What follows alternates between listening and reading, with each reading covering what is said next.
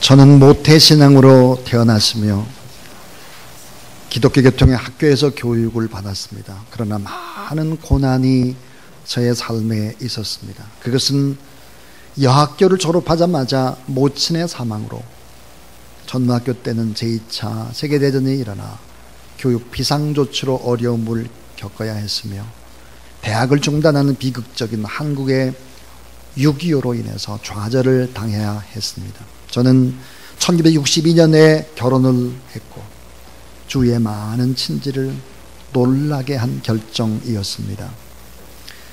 그 당시 남편은 61년 국회의원에 당선되었으나 3일 만에 5.16 군사 쿠데타로 정치특별법에 의해서 정치활동도 못하게 되었습니다. 주위의 반대도 무릅쓰고 결혼을 했는데 저의 결혼 생활은 고난 그 자체였습니다.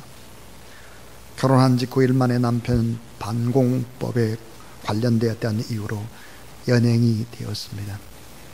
집에는 늙으신 어머님과 오랫동안 투병하는 시누이, 그리고 전처의 아들 둘이 있었으므로 저의 책임은 참 컸습니다. 남편은 혐의가 없어 36일 만에 풀려나게 되었습니다. 1971년 남편이 대통령 선거에 출마해서 낙선된 후부터의 순환은 더욱 심했습니다. 선거 때부터 검은 그림자의 미행과 도청이 끊임없이 우리를 따라다녔고 힘겹게 격동의 역사 속에 삶을 유지해야 했습니다. 대통령 선거 후 연이은 총선에 연설차 이동 중에 다시 여당 소속의 트럭이 달려드는 사고로 남편은 관절이 파괴되어 오늘까지도 걷는데 불편함을 느낍니다. 1972년 남편은 치료차 일본에 머물렀습니다.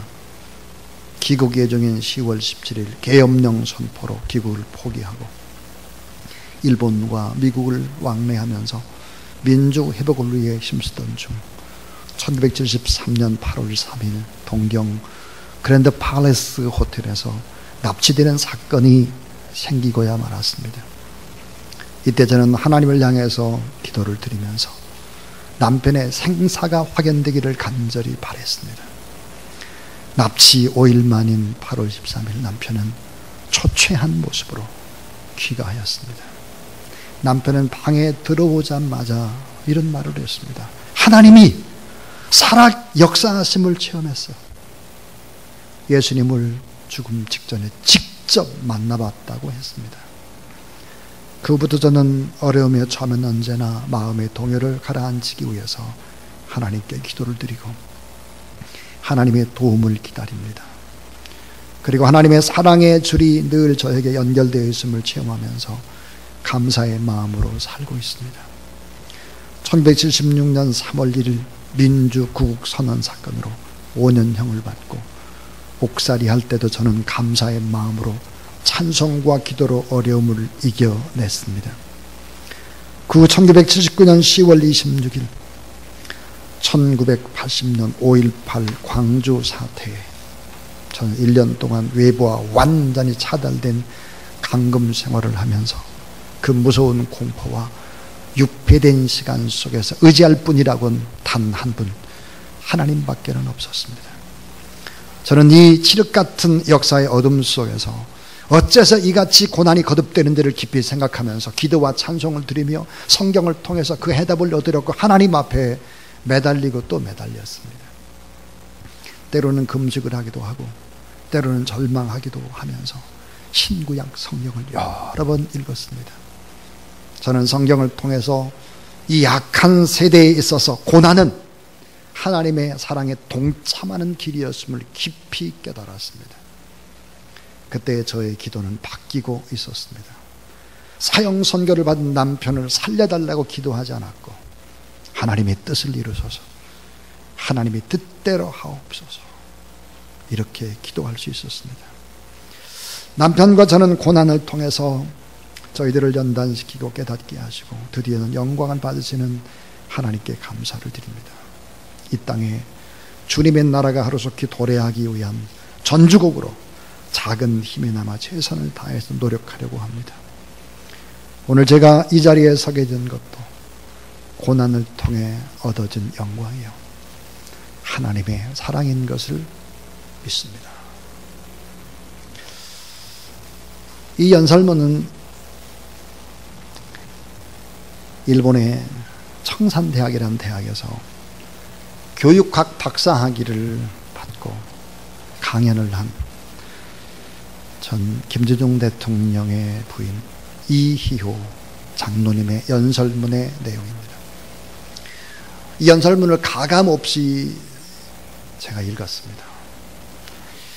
이 연설문은 14페이지에 해당되는 분량인데, 연설이라기보다는 여러분 들어서 알겠지만 생생한 간증이었습니다.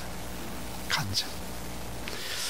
저는 이거를 대하면서 많은 생각을 해보았습니다. 한 신앙인으로, 그 당시는 대통령의 아내로 박사학위를 받고 당당하게 살아계신 하나님을 증거할 수 있을까? 많은 사람들 앞에 간증할 수 있을까? 고난이 오히려 축복이었다고 간증할 수 있겠나? 그러면서 참 감동을 받았습니다. 오늘 저와 여러분은 고난이 닥칠 때 어떻게 고난을 대하고 어떻게 고난을 해석하고 오늘 이 시대를 살아가고 있습니까? 이 글을 서두에 인용한 것은 수많은 고난이나 역경이나 생의 고비고비를 믿음으로 우리가 어떻게 극복해야 할 것인가. 자, 그 과정이 지금 닥친 어려움이 고통일 수 있으나 믿음 안에서는 쭉 돌아보는 과거의 삶이라고 하는 것은 하나님의 자치가 배어있고 흔적이 배어있는 하나님의 역사라고 고백할 수밖에 없습니다. 오늘 예배드리는 여러분 가운데 어떠한 고난이 있습니까? 고난에 대해서 성경은 뭐라고 말씀하느냐? 고난 속에 담긴 은혜, 하나님의 은혜가 있다 합니다. 오늘 저는 설교를 고난 속에 담긴 은혜라는 제목으로 이 말씀을 잠시 나눠보려고 합니다. 여러분, 고난에는 단계가 있습니다. 단계. 오늘 그 속에 담겨져 있는 하나님의 은혜는 뭘까? 그 첫 번째 이야기입니다. 따라하세요. 아버지의 징계로 인한 고난. 자, 아버지가 너무너무 우리를 사랑하시기 때문에 우리를 징계한다는 거예요. 그래서 히브리서 12장 6절부터 8절, 주께서 그 사랑하는 자를 징계하시고 사랑하는 자를 징계하시고 그의 받으시는 아들마다 채찍질 하심이라 그랬습니다. 자, 징계를 다 받아야지 되는데 징계를 안 받고 내버려 두는 사람이 누굴까? 사생자라는 거예요. 자기 자식이 아니다 했습니다. 빈민촌에서 사역하는 어느 유명한 목사님의 고민이 있었습니다. 그것은 자녀 문제였습니다. 자녀. 목사님의 아들이 집 밖에 나가면 아이들하고 놀고 돌아오면 나쁜 욕을 배워오는 거예요. 계속 나쁜 욕. 목사님께서 아무리 가르쳐줘도 안 되는 거죠. 하루는 이 목사님께서 아들을 매질을 했습니다. 근데 이 꼬맹이가 울면서 아빠에게 하는 말이 이렇게 말했습니다. 야, 이 도둑놈아, 왜 때려, 이 나쁜 놈아. 자녀에게 기대를 가지고 바라보는 아빠, 사랑하기 때문에 채찍을 드시는 아빠, 자녀의 문제를 모두 다 자기 책임으로 통감하는 아빠입니다. 아빠의 사랑은 어떤 사랑일까? 채찍을 들어 아프게 하는 사랑, 자녀보다 더 큰 아픔으로 책임을 지려는 사랑, 아버지의 징계, 우리 하나님의 징계, 그것은 징계의 매를 통해서 사랑을 나타내시고 징계의 고난을 통해서 관심을 나타내시고 징계의 고통을 통해서 기대를 나타내신다 하는 거죠. 매를 대시는 아버지 하나님의 마음이 어떤 마음일까요? 아프게 사랑하시는 아버지, 슬프게 사랑하시는 아버지, 눈물로 사랑하시는 아버지, 친자녀, 친백성이기 때문에 징계의 채찍을 드는 것입니다. 성경은 내가 하나님의 뜻대로 살지 않고 하나님과 어긋난 길을 가는데 내게 고난이 없다. 양심의 가책이 없다. 하나님의 방법, 이 방법이 아니라 세상 방법대로 사는데 징계가 없다. 그런 자는 사생자, 친자식이 아닌 것이죠. 오늘 저는 이런 생각을 해보았습니다. 우리 최반석 선교사님이 만약에 고난이라든지 어려움이 없었다면 오늘 이 자리에 선교사로 앉아 있을 수 있겠나? 불가능한 일입니다. 그러면 12개의 매장을 가지고 있었던 사장님이 12개 매장이 점점점 잘 됐다면 어떻게 됐을까? 지금보다 행복할 수 있겠나? 절대로 지금보다 행복할 수 없습니다. 지금이 인생의 최고의 행복이죠. 하나님의 사랑입니다. 아직까지도 포기 안 하시는 하나님, 기대를 가지고 계신 주님, 징계의 매를 들고 계신 주님. 자, 서양 속담에 이런 말이 있습니다. 매를 때릴 때마다 하나님은 가장 가까이에 계신다. 멀리서는 우리 몸에 손댈 수가 없죠. 아버지의 징계로 인한 고난이 있을 수 있고 이것도 축복이다 하는 얘기입니다. 두 번째입니다. 두 번째, 따라하세요. 정금같이 만들기 위한 고난.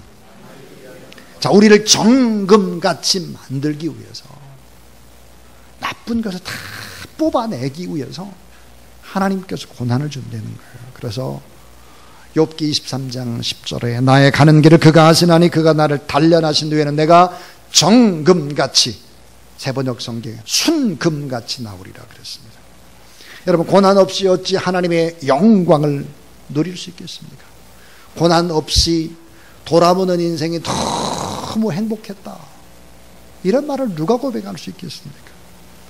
고난 없이 지도자가 된 사람 단 한 사람도 없습니다. 고난 없이 걸작 인생이 만들어질 수가 없습니다.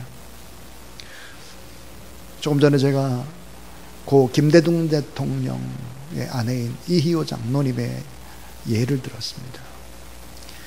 고난이 없이 어떻게 나라와 민족을, IMF라는 덫에 걸린 나라와 민족을 뽀내할 수 있겠습니까?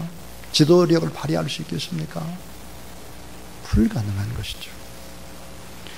하나님은 우리의 이 모습 이대로 사용하실 수가 없어서 때로는 재련하고 때로는 단련하고 귀한 보수로 가공해서 사용하는 것이죠. 자, 모세를 만든 것은 무엇이었을까? 모세를 만든 것은 애굽의 왕궁이 아니었습니다. 미디안의 광야죠. 다윗을 만든 것은 예루살렘의 왕궁이 아니었습니다. 광야요, 토굴이요, 물이 없는 바위산이었죠. 자, 강도 10인 다이아몬드는 1500년 전까지만 하더라도 무용지물입니다. 보석으로서의 가치가 없어요. 왜냐하면 보석 가공을 할 수가 없기 때문이죠. 원석의 크기가 똑같아도 어떻게 카팅을 하느냐에 따라서 그 가치가 높고 낮고 하는 것이 결정이 되는데, 이 다이아몬드를 커팅할 수 있는 날이 없었어요. 쇠로 다이아몬드를 카팅하면 쇠가 다 이게 다 무뎌져 버리니까요. 다이아몬드를 어떻게 카팅할까요? 다이아몬드를 커팅하는 것은 다이아몬드로 밖에는 커팅이 되질 않습니다. 다른 금속은 강도가 낮기 때문에 잘라낼 수가 없는 거예요. 하나님은 보석으로서 가치 없는 우리들을 카팅해내죠. 어떻게 카팅할까요? 똑같은 사람을 붙여놓는 겁니다. 똑같은 사람을 붙여놓아가지고 그 사람을 통해서 나의 추하고 더러운 모습을 다 보게 하는 거죠. 연단은 하는 것입니다. 그래서 결국은 부딪힘을 통해서 깎아내기 시작하고 빛나는 보석, 빛나는 금광석으로 만들어 가시는 것이죠. 인간고를 경험하지 않는 요셉을 어떻게 우리가 생각할 수 있겠습니까? 이것저것 도망다니는 다윗을, 여러분, 우리는 이 다윗의 고난을 생각하지 않고 위대한 다윗을 생각할 수 있겠습니까? 사자 굴이 없었던 다니엘, 약복 강변이 없고 환도뼈가 부서짐이 없는 야곱을 생각할 수는 없죠. 노량진교회 원로 목사님이신 리민식 목사님이 한경직 목사님에 대해서 이렇게 말을 했습니다. 한 목사님은 내가 만난 신앙인 가운데 가장 예수님을 많이 닮은 분입니다. 내가 만난 신앙인 가운데 예수님을 가장 많이 닮은 분이 한경직 목사님이다 그랬습니다. 한경직 목사님은 일찍이 폐가 한쪽이 없었습니다. 장로교를 세운 존 캘빈, 그는 육체의 고난, 걸어다니는 종합병원이었죠. 이 고통 중에 불의의 명작인 기독교 강요를 저술할 수 있었습니다. 기독교 강요 제3권 9장에서 왜 하나님은 인간의 고난을 허용하는가, 그 해답을 다음과 같이 이야기합니다. 너무나 이 세상이 좋으면 사람들은 천국의 소망을 갖지 않을 것이다. 그러므로 하나님의 뜻대로 살고자 하는 자에게는 고난을 허락하신다 그랬습니다. 자, 여러분, 연탄, 놀랍게도 이 연탄과 다이아몬드는 원소 기호가 똑같습니다. 탄소로. 자, 전능하신 하나님께서 석탄 가루 한 줌을 손에 쥐고 압력을 꽉 가한 거죠. 너무나 센 강도로. 그래서 다이아몬드가 된 거예요. 그러니까 다이아몬드와 연탄의 차이가 뭘까? 고난입니다. 고난. 교회 안에도 마찬가지예요. 연탄들이 있어요. 연탄. 다이아몬드가 있고 연탄이 있고 그래요. 그럼 다이아몬드 같이 영원히 빛나는 하나님의 사람들이 다 될 수 있기를 주의 이름으로 축원합니다. 자, 세 번째 단계 고난이 있습니다. 이 세 번째는 뭘까? 따라해 주세요. 하나님의 일을 나타내시기 위한 고난. 하나님의 일을 나타내기 위한 고난이에요. 섭리적인 고난이라고 하는데,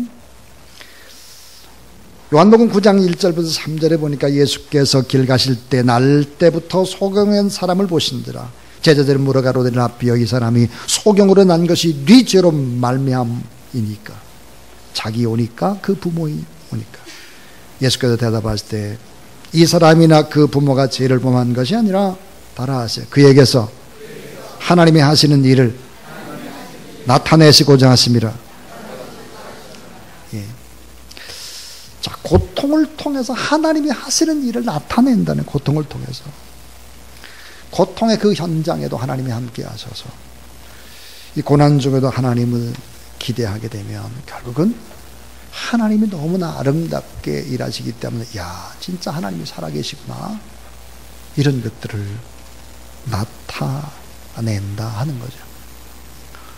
자, 그런데 여러분, 마지막 단계의 고난이 있습니다. 마지막 단계.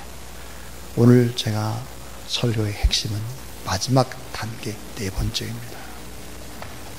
따라해 주세요. 하나님의 영광을 위한 자발적인 고난. 내가 고난의 자리로 들어가는 것입니다. 자발적으로 고난의 자리로 들어가는 거죠. 자발적인 고난, 자처하는 고난. 안 가도 되는데 고난의 길을 걸어가는 것입니다. 사도행전 20장 24절에 나의 달려갈 길과 주 예수께 받은 사명, 곧 하나님의 은혜의 복음 전가하는 일을 마치려 하면은 나의 생명을 조금도 귀한 것으로 여기지 아니하노라. 그리고 사명을 위해서는 나의 생명을 조금도 귀한 것으로 여기지 않는다. 골로새 1장 25절, 내가 이제 너희를 위하여 받는 괴로움을 기뻐하고 그리스도의 남은 고난을 위하여 그의 몸된 교회를 위하여 내 육체에 채우노라. 예수님 오신 이유가 뭘까요? 인자에 온 것은 섬기려, 섬김을 받으려 함이 아니라 도리어 섬기려 하고 자기 목숨을 많은 사람의 대속물로 주려 함이 있다 그랬습니다. 지금까지 4가지 얘기를 했습니다. 아버지의 징계 때문에 고난당하는 성도도 있고, 정금같이 만들어 가기 위해서 주시는 하나님의 또 의도적인 고난도 있고, 하나님의 일을 나타내시는 그런 섭리적인 고난도 있고, 또 하나는 바로 성숙한 믿음의 사람들이 자발적으로 겪는 고난입니다. 누가 시켜서가 아니에요. 자원함으로 하나님의 은혜를 너무 많이 받았습니다. 근데 그 은혜를 이제 내가 삶으로 갚아내야 되겠다. 그래서 작은 자에게로 가는 거죠. 하나님의 영광을 위해서 스스로 낮아지는 사람, 주님의 복음을 위해 스스로 자천하는 사람, 주님의 교회를 위해 스스로 자기 권리를 포기해버리는 사람, 하나님의 나라를 위해 스스로 좋은 것을 포기하고 종의 길을 걸어가는 사람입니다. 이 자발적인 고난은 무슨 고난입니까? 창조적인 고난입니다. 창조적인 고난. 하나님의 사명을 감당하기 위해서 묵묵히 참고 견디며 눈물을 흘리는 사람입니다. 자, 내 목숨이 1000개가 있다면 난 내 목숨 1000개를 다 조선 땅을 위해서 바치고 싶다. 선교사님의 묘비에 적혀져 있는 그런 유언이죠. 자, 오늘 우리는 여러 가지 어렵다, 힘들다, 고통스럽다의 세상 가운데 살고 있습니다. 저희 교회에 부교육자로 있다가 호주에 이제 또 부목사로 가 있었던 홍동환 목사님, 지금 이제 다 치료되고 회복돼서 강원도 홍천에서 아름답게 아주 가난한 시골 산촌 농촌의 분들을 위해서 목회하고 있는 홍동환 목사님의 이제 간증, 그 책에 실렸던 이야기를 한번 읽어보겠습니다. 폐병에 걸렸을 때 얘기입니다. 오래전이죠. 병원에서 폐결핵이라는 진단과 함께, 이건 호주에서 얘기입니다. 강제 입원을 당하면서 뜻하지 않는 삶의 위기를 경험하게 되었습니다. 일순간에 학교 공부와 호주에서의 교회 사역을 중단해야만 했으며 가족들과도 격리되는 생활을 해야 했습니다. 난 늘 건강하다고 자신했으며 평생 병원에 입원한 적이 없는 것과 감기 한 번 걸리지 않았다고 자랑하고 다녔습니다. 그런데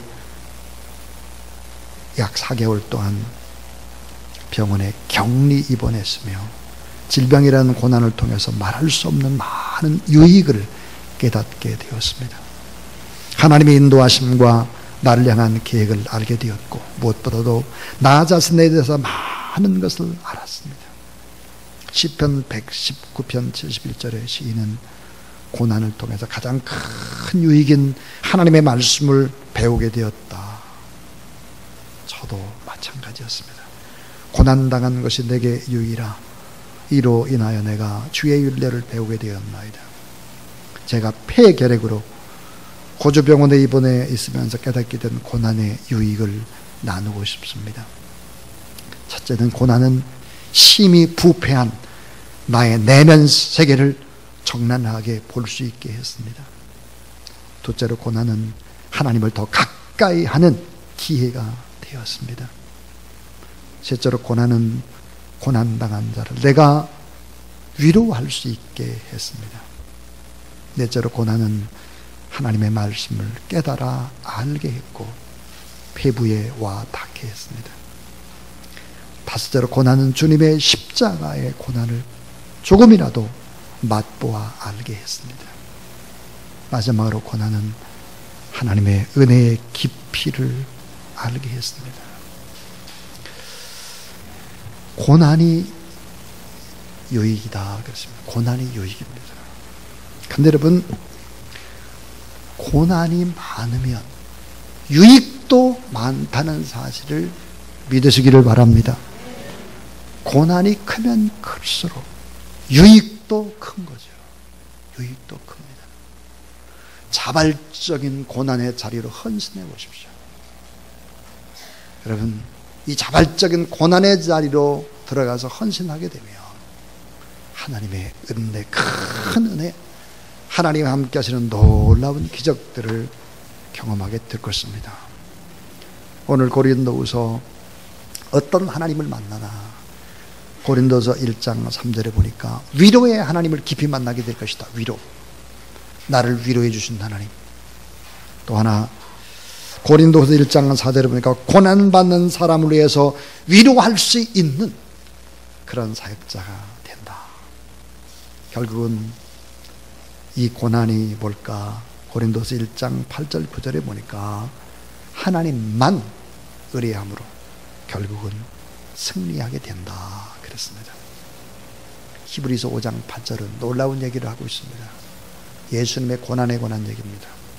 여러분 따라하세요. 그가 아들이시라도 받으신 고난으로 순종함을 배워서 온전하게 되었은즉. 히브리서 2장 18절도 주님에 대한 고난입니다. 자기가 시험을 받아, 주님이 시험을 받아 고난을 당하였은즉 시험받는 자들을 능히 도우시느니라 그랬습니다. 사랑하는 여러분, 삶의 어려움이 와도 또 감사하고 오히려 더 고통하는 자리로 자발적으로 뚜벅뚜벅 걸어 들어가서 주의 거룩한 나라 위에서 살아가는 저와 여러분 우리 모두 다 될 수 있기를 주의 이름으로 축원합니다. 우리는 어차피 언제 죽을지 모르죠. 다 세상 헛된 것을 위해서 살지 않고 주의 나라 위해서 고통하는 이웃에게 용기를 주고 희망을 주고 긍휼을 베풀고 주 예수 그리스도의 마음과 그 정신으로 살아가는 우리 모두 다 될 수 있기를 주의 이름으로 축복합니다.